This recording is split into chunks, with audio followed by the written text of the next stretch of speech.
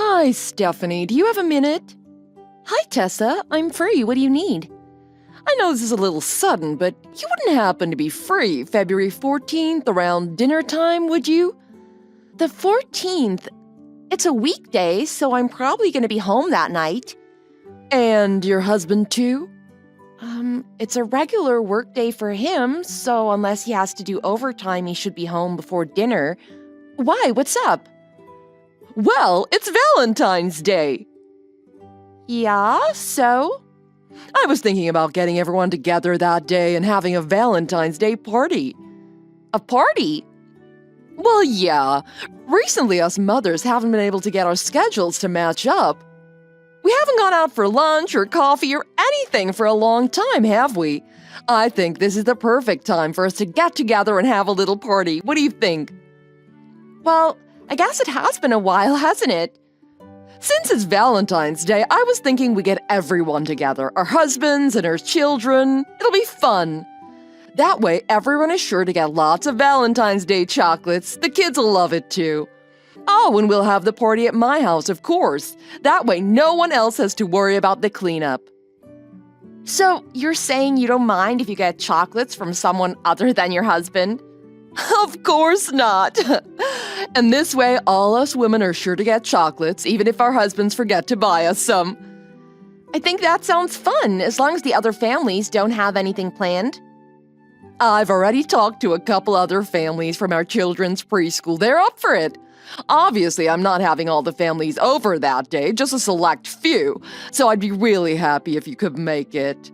I feel guilty not inviting everyone, but my house isn't that big. I don't blame you. I'm sure the moms that didn't get invited will understand. To tell the truth, I'm really just doing this as an excuse to try out my new chocolate fondue pot that I bought.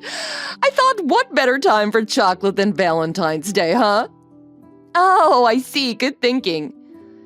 So if each family could bring just one thing, it'll be kind of like a potluck. Of course, I'll supply all the chocolate for the fondue. I'm even making some chocolate gift bags for everyone who comes. That way, everyone is sure to get a special Valentine's Day chocolate or two. Check with your husband. If he's okay with it, I'd love to see you all there. You'll know everyone who's going to be there. I only invited the other mothers we usually hang around with. Oh, so you mean Jen's family and Cassidy's family? Yeah, so everyone already knows each other. Nobody needs to feel nervous. I'll even supply some wine and some other drinks for anyone who's not driving. What do you think? Oh, my husband just came home. I'll ask him now. Okay, I'll wait. I just spoke to him. He said he should be done on time that day, so it should be no problem. When I mentioned the chocolate fondue and free wine, he seemed really excited. That's great. Okay, I'll get everything planned out and I'll let you know the details tomorrow. Sounds great. I'm sure my daughter will be excited too. Talk to you tomorrow. Thanks again for coming, Stephanie. It was our pleasure. We had a great time. My husband and my daughter got so much chocolate it felt more like Easter. I guess I had my share of it too. That was our first time having chocolate fondue. We all loved it. My daughter couldn't stop talking about it on the way home. So, your husband had a really good time? Yeah, I think he did. He loves chocolate, but he usually doesn't buy me much for Valentine's Day. We both know that if he does, he'll be the one who ends up eating it all. That's why he was happy to have as much as he wanted tonight, and all he had to buy me for Valentine's Day was flowers. Oh, I see. Well, I'm glad he had a good time. He's a tall, handsome guy, and he's in great shape. He can afford to indulge in some chocolate from time to time. He'll probably hit the gym and work it all off tomorrow anyway. I knew the instant I first saw him drop your daughter off at the preschool that he'd be the envy of all the other moms. You're really lucky to have him. Yeah, thanks, I guess. Well, thanks again. I'll get talking to you again the next time I see you at the preschool. Okay, good night.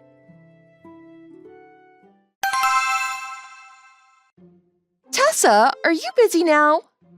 No, what is it? Well, it's about the little Valentine's Day gift bags you handed to everyone as we were leaving. Yeah, was something wrong? Well, I thought they'd be all the same. The one you gave me and my daughter They both had some Hershey Kisses and a few other little chocolates in them. But the one you gave my husband had a really expensive-looking mini box of chocolates in them. Really? Oh, did that get mixed up into the bags? Yeah, that's what was in the little bag you handed directly to my husband. That's strange. That was supposed to be for my husband. I don't know how it got mixed up into the gift bags. Really? Well, don't worry about it. You don't need to give it back or anything. It was my mistake. Your husband likes chocolate anyway. Just tell him he can have them if he wants. I insist. It's not so much about the chocolates themselves. There was a message card inside the box of chocolates, too. It said, "I love you. If you feel the same, text me." And then it had your cell phone number written on it. What? How do you know that? Well, I feel a little bad saying this as it was a gift to him, but he said he had more than enough chocolate at the party, and because it was Valentine's Day and the chocolates seemed really expensive, he decided to give them to me. We'd had our share of chocolate last night, so neither of us opened the box of chocolates yesterday. I was going to try one today, so I opened the box. As soon as I opened the lid, sitting right on top of the chocolate was that note. You see why I'm a bit curious, right? Well, yeah. I just want to know what's going on here. Well, you see, I had planned on giving those to my husband, but they seem to have gotten mixed up in the gift bags somehow. That can't be it. I can see you writing a note to your husband saying, "I love you," but the "if you feel the same, text me" part is where I'm a little skeptical. Why? Sometimes us women like to hear the men tell us that, don't you think? Why would you need to write your own cell phone number down? Wouldn't your husband already have that in his phone? Everything about this just seems a little odd, a little more than a simple mix-up, if you know what I mean. What are you saying? Are you saying you don't believe me? You don't think I'd have an affair with another man, do you? I'm not saying that. Of course not. Thanks. I thought that's what you were implying. That's why I was so surprised. Like I said, I'm not saying you're having an affair, but I think you may be trying to tempt some men into one with you. What? I thought that might be what you were getting at. I mean, your husband is really hot, but I'm not trying to seduce him. I spoke to Jen's husband and to Cassidy's husband. You did what? I'm sorry, but I had to check with them too. Well, in fact, just as I was wondering what the heck that note was, Jen contacted me about a note she found. Then, after speaking with Cassidy, it seems that all 3 husbands that attended that party of yours last night got the exact same message and exactly the same expensive mini box of chocolates. We just want to know how it's possible you could write that one note 3 different times if it was only intended for your husband, as you say it was. well, What the heck were you thinking, trying to hit on all 3 husbands of the people you hang around with? That party had nothing to do with Valentine's Day. You had it just so you could get all our husbands there. Did you seriously think the guys would open their gift bags in secret? That none of us would find out about your notes? Did you think they'd all respond to you without any of them telling their wives? what is this? What are you talking about? Why are you questioning me like this? It sounds like you're trying to make me out to be the bad guy here. If you've got a better explanation for all this, you better tell me right now. I don't care if you want to cheat on your husband, but you're going after other married guys with kids. I can be with whoever I want. Not after you get married, you can't. And I hate to burst your bubble, but when I mentioned the note to my husband, he just laughed. He said if he ever had an affair, it wouldn't be with that ugly thing. What? So you mean he wasn't happy that I expressed my love to him? Obviously not. And the nerve of you trying to hit on guys with families. Are you trying to destroy marriages and break up families? What's the big deal? I'm not trying to take him from you. I just want to have some fun. What? Do you 3 women know what all the other mothers at the preschool refer to your husbands as? They refer to them as the 3 sexy musketeers. How dare you 3 have such handsome husbands? It's not fair. At least let me borrow him one time. It's not about the number of times. And I don't know exactly what you mean by borrow. Yes, you do. It's not fair. It's not. What's wrong with your husband? He's really nice and he's a great father, isn't he? If that's what you think, I'd be happy to give him to you. What are you talking about? Oh, ever since my husband married me, he's done nothing but get fatter and fatter, and his mother is a pain in my neck. So trade me your husband. That's never gonna happen. Shut up, just let me have your husband for one night. Pull yourself together. You don't have any idea how stupid you're acting right now, do you? And even worse, we know you're at home right now preparing for a romantic afternoon. Huh? It seems that Jen's husband fell for your advances, didn't he? You agreed to meet up with him at your house today while your husband is at work, didn't you? Aren't you embarrassed? Wait, how did you… We know how things progress so quickly. Jen's husband opened his chocolates last night after you gave them to him.